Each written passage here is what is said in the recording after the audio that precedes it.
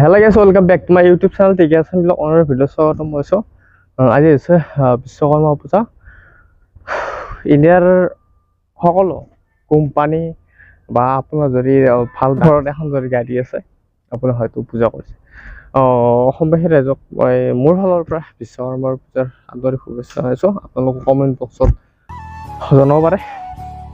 বাকী মই বাৰু ঘৰত নাই, যিসকলে জানে অলৰেডি মই দিল্লীত আছোঁ।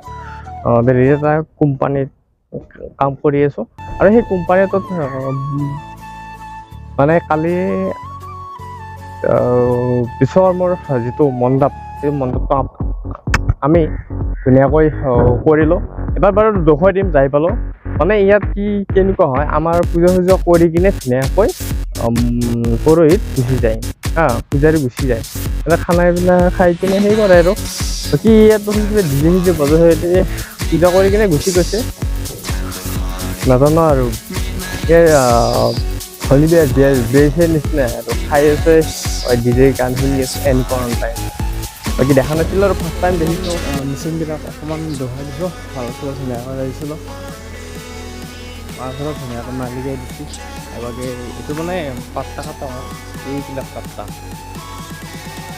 এইবিলাক পাত্তা। বাকী সেবাগে এইটো মণ্ডপ বাকী সেবাগে কিন্তু